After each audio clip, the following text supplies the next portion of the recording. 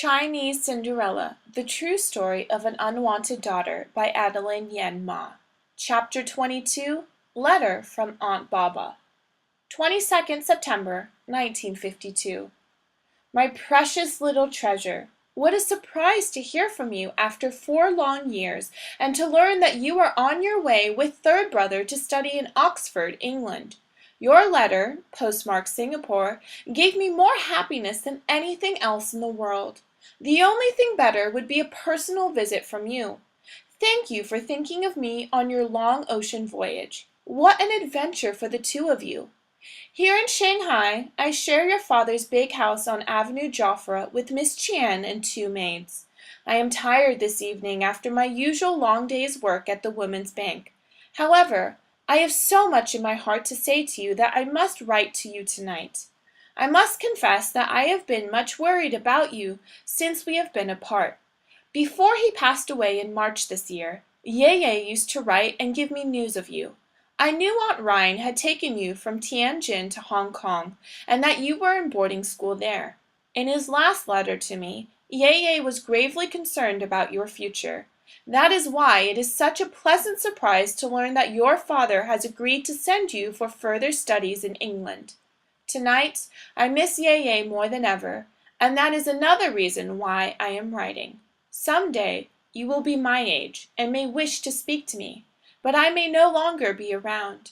Keep in mind always, no matter what, that you are worthwhile and very important to me, wherever I may be. When you were little and things were going badly, you used to run to me and ask me to take away this big black cloud in your head. Do you remember? I'd tell you a story and you'd fall asleep listening. Whenever you'd feel discouraged and those clouds came back, take out this letter and read it again. It is a message from your Aunt Baba, who will always hold you precious in her heart. This story was told to me by my own mother, your Nai, many years before she passed away. It is a part of our Chinese folklore. Once upon a time, there was a little girl called Ye Qian, who lived during the Tang Dynasty in China. Her father had 2 wives and 2 daughters, one by each wife. Ye Qian's mother died, followed by her father. Her stepmother mistreated her, showing preference for her own daughter. Ye Qian was a talented potter and spent her time at the wheel perfecting her skill. People came from far and wide to purchase her pots. Her only friend was a goldfish, which she loved. Her stepmother became jealous, caught the fish, and ate it, hiding the fish bones under a pile of manure.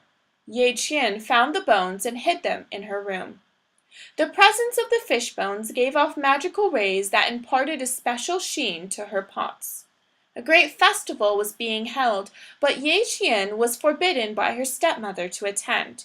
After her stepmother and sister left, Ye Qian dressed herself in a beautiful cloak of kingfisher feathers and a pair of gold shoes that were light and elegant. At the festival, she spoke briefly to the local warlord, who was much struck by her beauty. Her stepmother recognized her and gave chase. Ye Qian ran home but lost one of her shoes, which was found by the warlord. He ordered all the girls in his kingdom to try it on, but it was too small. The cobbler who made the shoes came forward and told the warlord of Ye Qian, who had traded one of her pots for the gold shoes. Through her own talent and effort, Ye Qian had bought the shoes that led eventually to marriage with the warlord.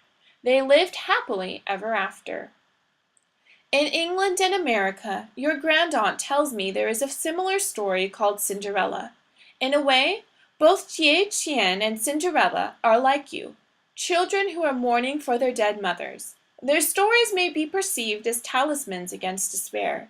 By winning that prestigious international playwriting competition, you have climbed another rung on the ladder of success.